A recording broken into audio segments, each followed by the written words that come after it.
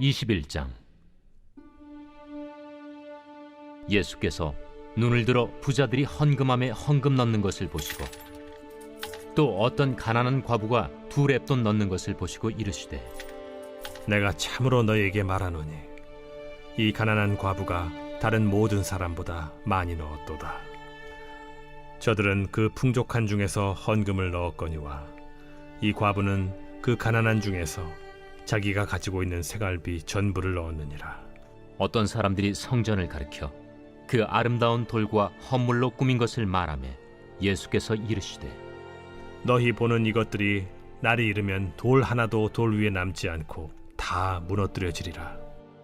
선생님이요, 그러면 어느 때에 이런 일이 있겠사오며 이런 일이 일어나려 할 때 무슨 징조가 있사오리까? 미혹을 받지 않도록 주의하라. 많은 사람이 내 이름으로 와서 이르되 내가 그라하며 때가 가까이 왔다 하겠으나 그들을 따르지 말라. 난리와 소요의 소문을 들을 때 두려워하지 말라. 이 일이 먼저 있어야 하되 끝은 곧 되지 아니하리라. 민족이 민족을, 나라가 나라를 대적하여 일어나겠고 곳곳에 큰 지진과 기근과 전염병이 있겠고 또 무서운 일과 하늘로부터 큰 징조들이 있으리라.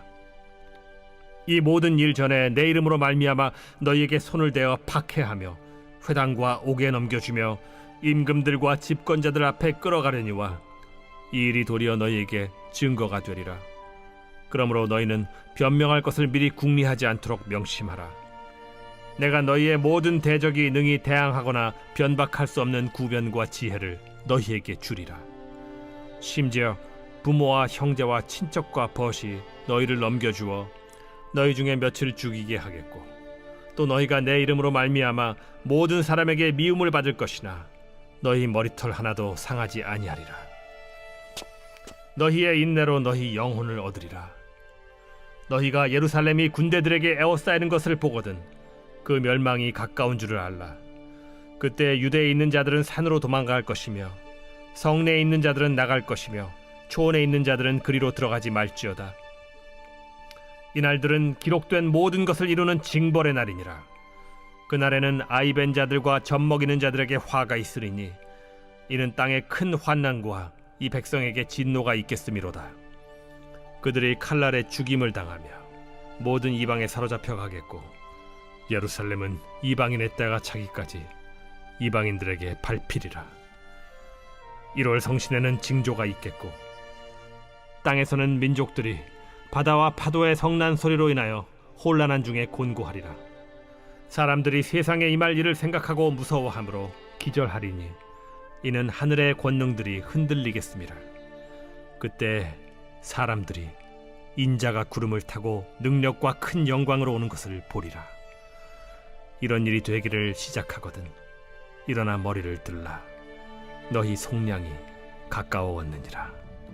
이에 비유로 이르시되, 무화과 나무와 모든 나무를 보라. 싹이 나면 너희가 보고 여름이 가까운 줄을 자연히 아나니 이와 같이 너희가 이런 일이 일어나는 것을 보거든 하나님의 나라가 가까이 온 줄을 알라. 내가 진실로 너희에게 말하노니 이 세대가 지나가기 전에 모든 일이 다 이루어지리라. 천지는 없어지겠으나 내 말은 없어지지 아니하리라. 너희는 스스로 조심하라. 그렇지 않으면 방탕함과 술 취함과 생활의 염려로 마음이 둔하여지고 뜻밖의 그날이 덫과 같이 너희에게 임하리라. 이날은 온 지구상에 거하는 모든 사람에게 임하리라. 이러므로 너희는 장차 올 이 모든 일을 능히 피하고 인자 앞에 서도록 항상 기도하며 깨어있으라. 예수께서 낮에는 성전에서 가르치시고 밤에는 나가 감람원이라 하는 산에서 쉬시니 모든 백성이 그 말씀을 들으려고 이른 아침에 성전에 나아가더라.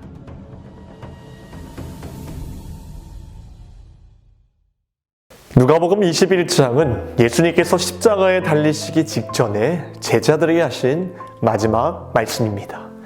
예수님께서는 가장 중요한 십자가에서의 구원을 완성하기 바로 직전에 제자들에게 그리고 우리들에게 어떤 중요한 메시지를 던지고 있었을까요? 예수님께서 바라보시는 것은 다름 아닌 마지막 때였습니다. 즉 종말론적인 관점을 가지고 우리에게 진리의 말씀으로 다가오셨습니다. 이런 관점으로 가장 먼저 눈여겨보신 것이 있었습니다. 바로 부자들이 헌금함에 어떤 마음으로 섬기고 있는지, 반대로 가난한 과부가 어떤 마음으로 헌금을 드리고 있는지, 즉 그들의 마음을 보셨습니다. 오늘 1장 2절 말씀입니다. 예수께서 눈을 들어 부자들이 헌금함에 헌금 넣는 것을 보시고 또 어떤 가난한 과부가 두렙돈 넣는 것을 보시고, 그리고 이러한 결론을 내리셨습니다. 3절과 4절 말씀입니다.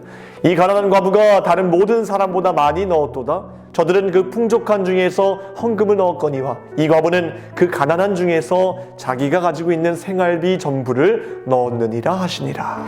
예수님은 사역 첫 시작부터 마지막 설교를 전하실 때까지 한결같이 사람의 마음을 주목하고 계셨습니다. 누군가가 예수님께 묻습니다. 예수님, 모든 계명 중에 첫째가 무엇입니까?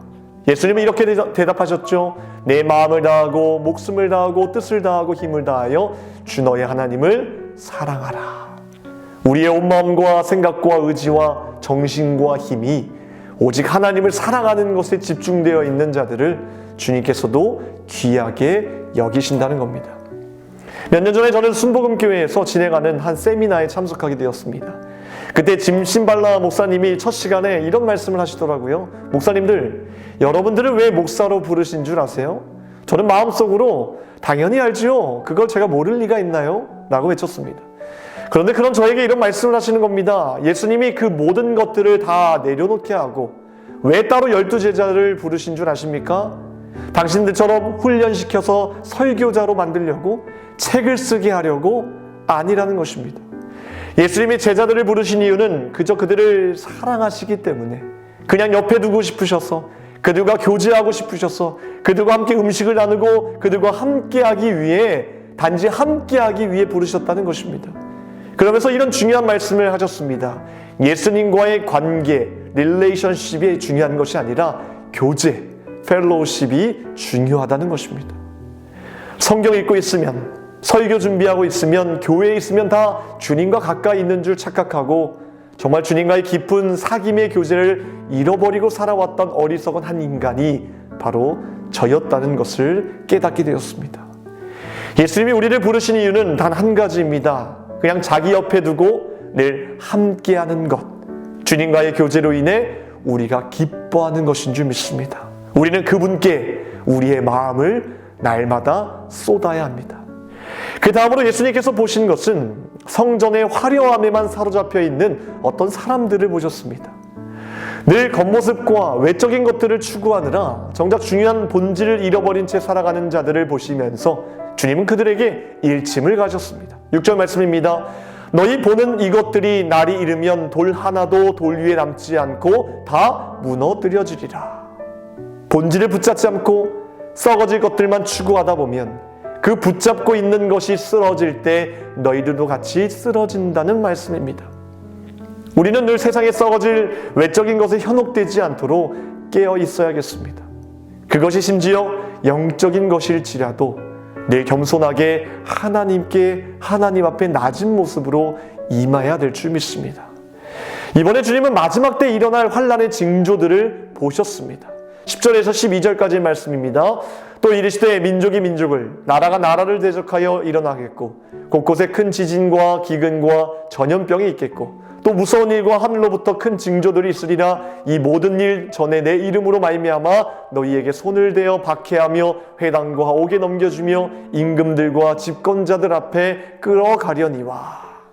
그러나 이번에도 주님은 믿음의 백성들에게는 희망과 기대의 근원이 되실 것이라는 말씀을 주셨습니다. 즉 자신의 재림을 약속하신 것입니다. 이 재림의 순간을 보여주셨습니다. 21장 25절로 27절까지 말씀입니다.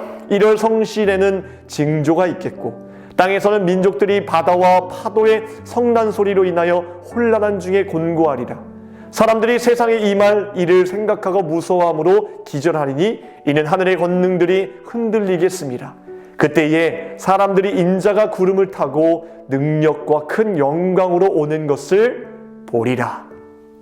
주님의 재림은 회개하지 않는 사람들에게 그저 공포와 위협으로 보이겠으나 회개한 주님의 백성들에게는 그때에도 주님이 구름을 타고 능력과 큰 영광으로 오는 것을 보게 될 것이다. 보리라 말씀하셨습니다. 지금까지 주님이 보셨던 것들은 다름 아닌 자신의 전부를 드린 과부의 마음이었고요. 또한 외면의 것을 추구하는 피상적인 사람들의 마음을 보셨고, 그리고 마지막 때를 보고 계셨습니다. 우리도 주님이 보셨던 것 그대로 그 마음으로 세상을 바라볼 때 비로소 보이는 것들이 있습니다. 그것은 바로 곧 오실 재림하시는 주님을 보게 된다는 것입니다. 곧 우리의 질문의 모든 답을 가지고 오실 주님, 가장 빛나는 영광을 가지고 우리에게 임하실 능력의 주님을 날마다 보게 될 때 지금의 삶 또한 천국이 될 줄 믿습니다. 우리를 향한 예수님의 단 한 가지의 갈망은 이것이었습니다.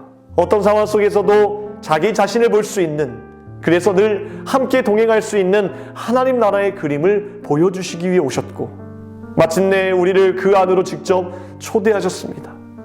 그래서 우리는 지금 당장이라도 그분이 주시는 기쁨과 사랑과 평안을 누릴 수 있게 된 것입니다.